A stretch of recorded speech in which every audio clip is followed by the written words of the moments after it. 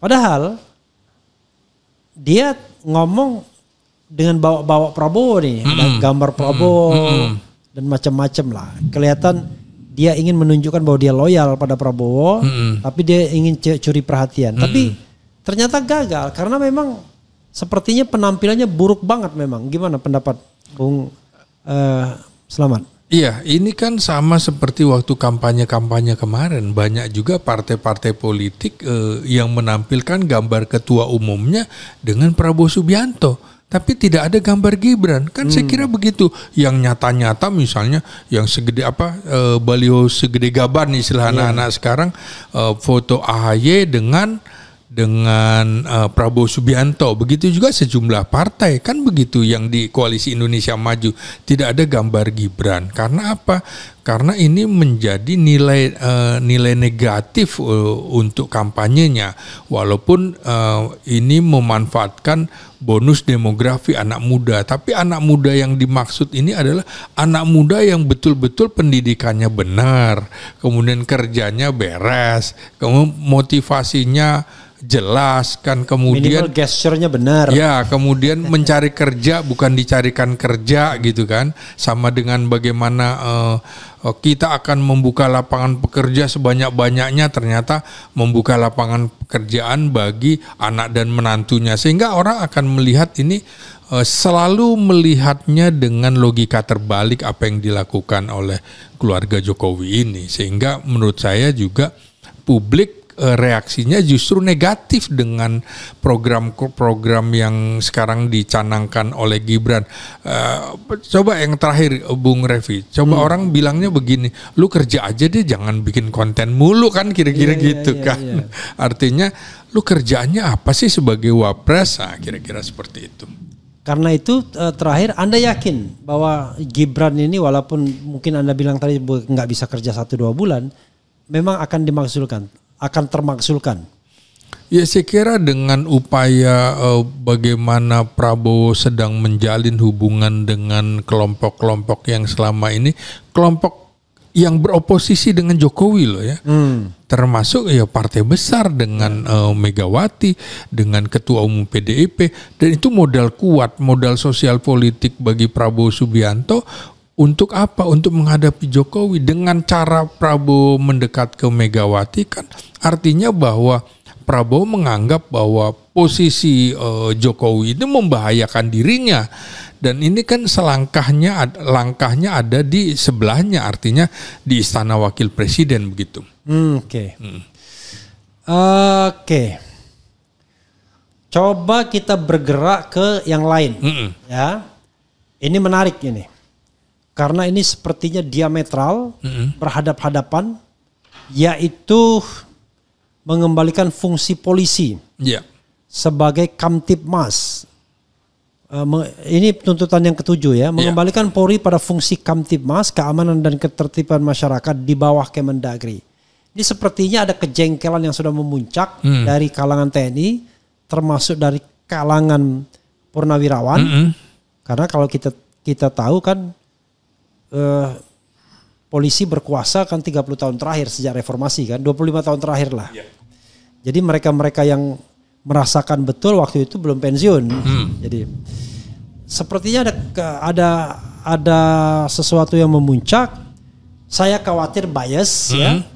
Tetapi silakan Anda komentari ini, dan apakah ini lagi-lagi tuntutan yang serius atau cuma sekedar letupan agar terjadi reposisi yang barangkali lebih adil bagi TNI? Saya kira ini serius. Kalau petisinya kan dilakukan Forum Purnawirawan Prajurit TNI, nggak ada Polrinya kan? Ya biasanya kadang-kadang gabungan, ya kan? Berarti memang ada kepentingan. Saya kira TNI Purnawirawan merasa terusik. Kok saudaranya sekarang begini gitu ya? Nah, mereka kan bukankah di dalam perintah konstitusi mengatakan tugas polisi adalah keamanan ketertiban masyarakat dalam rangka penegakan hukum dengan mengayomi, melindungi, melayani masyarakat. Seputar semuanya adalah keamanan yang terkait dengan keamanan publik. Nah, jadi bukan keamanan dalam arti besar, keamanan dalam negeri, keamanan nasional, atau keamanan negara. Tapi human security ya. Ya, jadi menurut saya justru yang agak aneh kemudian kalau menempatkan polisi di bawah Kementerian Dalam Negeri. Karena itu kalau perintah undang-undang kan tidak begitu. Usaha pertahanan keamanan negara dilaksanakan dengan sistem pertahanan keamanan rakyat semesta, di mana TNI dan Polri sebagai kekuatan utama dan rakyat sebagai kekuatan pendukung. Kalau di situ adalah hankam rata, berarti Kementerian Hankam itu perintah undang-undang.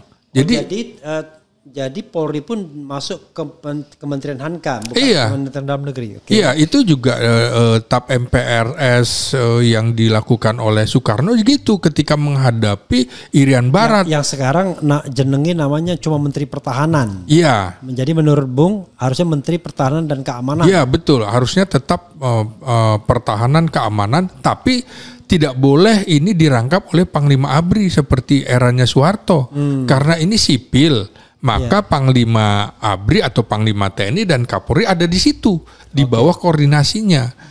Menteri Menhankam gitu ya. Iya, Menhankam. Jadi sejajar. Sejajar. Jadi kalau ini kan tidak sejajar, di mana misalnya Panglima TNI hanya tidak punya kewenangan anggaran, hanya kuasa pemegang anggaran.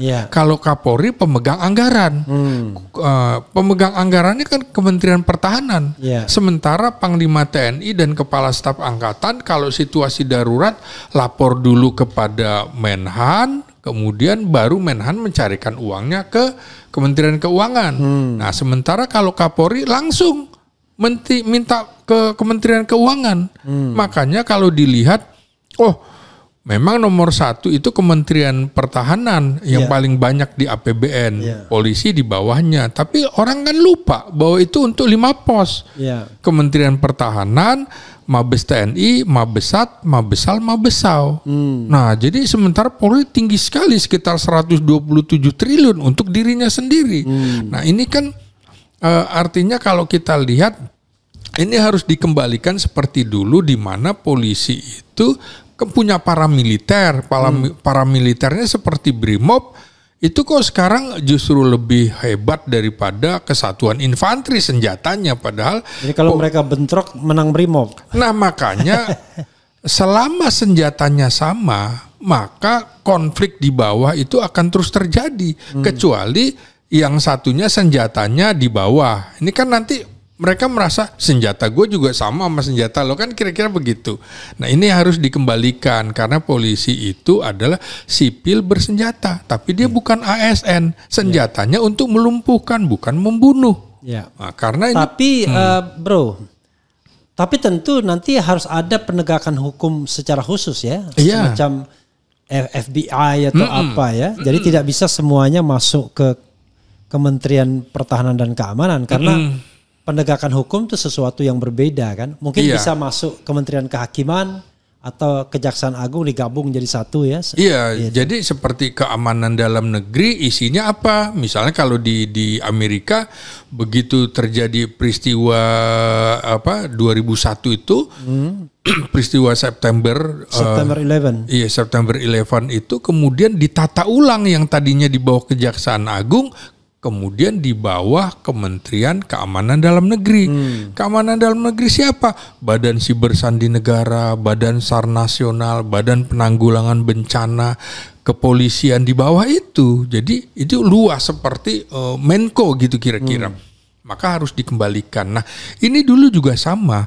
Ketika berdirinya kepolisian kan polisi dibagi dua, polisi istimewa dengan polisi konvensional. Polisi istimewa yang kemudian jadi BRIMOB itu, Bung, itu kan bersama TNI menumpas pemberontakan. Sementara polisi konvensional lebih menjalankan perkara hukum, nah, gitu. Oke, tapi intinya Anda tidak setuju kalau ke Kemendagri, tapi Anda setuju kalau dia tidak lagi di bawah presiden gitu ya, secara langsung. Nah, di bawah presiden, tapi koordinasi administrasi di bawah Kementerian Pertahanan Keamanan. I know. Karena artinya mereka tidak langsung. Iya, karena mereka alat negara. Alat negara maka di bawah kepala negara. Sementara Kementerian Pertahanan Keamanan itu adalah alat pemerintah, kan kabinet. Kementerian itu pemerintah. Nah, jadi harus dibedakan itu. Oke, intinya mereka tidak boleh gabung-gabung di kabinet ya? Iya. Tidak boleh cawi-cawi di kabinet. Betul. Apalagi ikut pemenangan pilkada dan pilpres. Apalagi itu. Itu nista namanya. Iya. Menista diri sendiri kan? Menista diri sendiri ya, tidak sesuai dengan tupoksi yang bahkan mengkhianati konstitusi ya. Iya. Oke. Ini ada lagi yang kelima ya. Kelihatan betul. Sebenarnya 5, 6 ini adalah lawan oligarki. 2, 3 dan 5. 2, 3 itu 2 itu adalah mendukung Astacita kecuali IKN. Iya. Kayaknya melawan oligarki. Iya. Menghentikan PSN PIK 2, PSN Rempang dan kasus-kasus yang serupa melawan oligarki. Iya. Nah, kemudian pemerintah wajib melakukan penertiban pengelolaan pertambangan yang tidak sesuai dengan Undang-Undang Dasar 45 Pasal 33 ayat 2 dan ayat 3. Iya. Nah, ini kelihatannya juga melawan oligarki karena kita tahu tambang itulah yang membuat oligarki ini kaya raya semua. Silakan, Bung. Ya, jadi kalau saya lihat ya, lawan Jokowi, lawan oligarki ini 8 tuntutan ini. Silakan. Iya, kalau saya melihat dalam 2 periode kepemimpinan Jokowi ini kan Jokowi kerap diposisikan sebagai pemimpin yang merakyat. Rakyat kemudian mengelilingi Jokowi, tapi ternyata faktanya Jokowi adalah dikelilingi oleh oligarki yang kuat. Kan terbalik-balik. Simbol kesederhanaan Jokowi misalnya. Tapi kemudian faktanya terbukti dia mendukung dinasti politik. Dengan posisi Gibran, Kaesang dan lain-lain. Dia dicitrakan sebagai pemimpin pembangunan. Namun pembangunan yang sering bersifat kosmetik kan begitu. Dan merugikan lingkungan serta masyarakat adat. Contohnya IKN itu tadi, proyek yang lain, proyek strategis nasional. Katanya Jokowi juga netral dan demokratis, tapi di akhir masa jabatannya terkesan melanggengkan kekuasaan melalui manipulasi, diduga memanipulasi hukum melalui Mahkamah Konstitusi sehingga menyebabkan Gibran masuk sebagai wakil presiden. Ini betul-betul bagaimana Jokowi menunjukkan mitomania politiknya antara citra dan realitasnya itu bertentangan. Jadi saya kira soal itu sudah saya kemukakan bagaimana Jokowi katanya dekat dengan rakyat, ternyata dia lebih dekat dengan oligarki kan begitu. Katanya demokratis, ternyata dia adalah simbol yang mendukung dinasti politik. Jadi betul-betul citra Jokowi itu harus dibaca terbalik begitu, Bung. Nah, sama dengan bagaimana erosi kepemimpinan